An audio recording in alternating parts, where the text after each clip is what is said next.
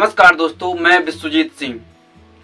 दोस्तों, आप सबको पता है कि हमारे YouTube चैनल विश्वजीत थिंकिंग पर कर्ण की एक कहानी चल रही है, महाभारती कहानी चल रही है। दोस्तों, आज कर्ण के उस वीडियो का पार्ट है जिसका नाम है धूर्त कीड़ा।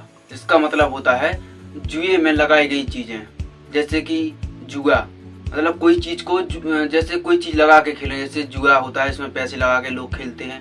ऐसे ही एक धूर्त कीड़ा के बारे में आपको हम बताते हैं। कर्ण कभी भी शकुनि की पांडवों को छल कपट से हराने की योजना से सहमत नहीं था। वह सदा युद्ध के पक्ष में था और सदैव ही दुर्योधन से युद्ध का ही मार्ग चुनने का आग्रह करता था।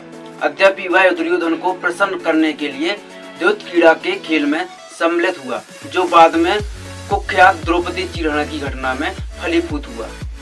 जब शकुनि छल कपट द्वारा धूर्त कीड़ा में युधिष्ठिर से जब कुछ जीत गया, तो पांडवों की पटरानी द्रौपदी को दुशासन द्वारा घसीटकर राजसभा में लाया गया और कर्ण के उकसाने पर दुर्योधन और उसके भाइयों ने द्रौपदी के वस्त्र हरण का प्रयास किया।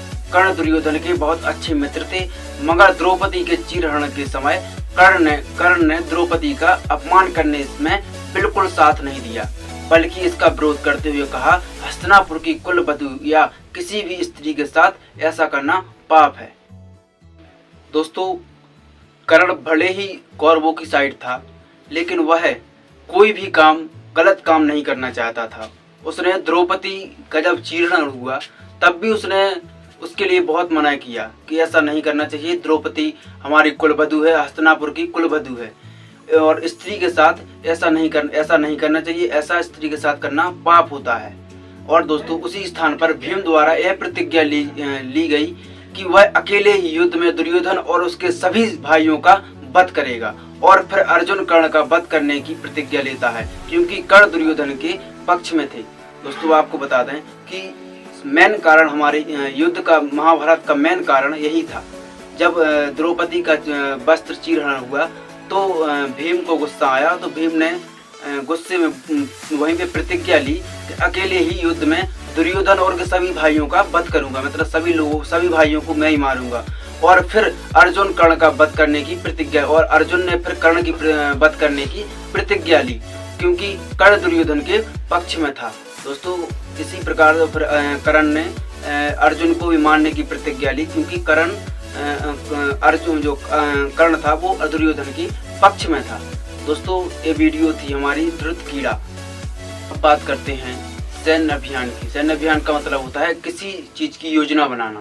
तो दोस्तों, पांडवों के वनवास के दौरान कर्ण दुर्योधन को पृथ्वी का सम्राट बनाने का कार्य अपने हाथों में लेता है।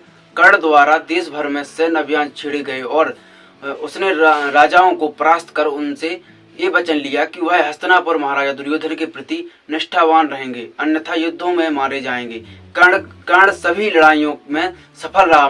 महाभारत में वर्णन किया गया है कि अपने सैन्य अभियानों में कर्ण ने कई युद्ध छेड़े और असंख्य राज्यों और साम्राज्यों को आज्ञा पालन के लिए विवश कर दिया, जिसमें है कंपोज, सख, केकई, अवंती, गांधार, मद्र, तिग्रथ, तगन, पांचाल, विद्रेह और सुहांगवश, अंगभंग, निषंद, कालिंग, वत्स, असमंग, ऋषिक और बहुत से सैन्य जिसमें मिलछिच और वनवासी लोग भी हैं।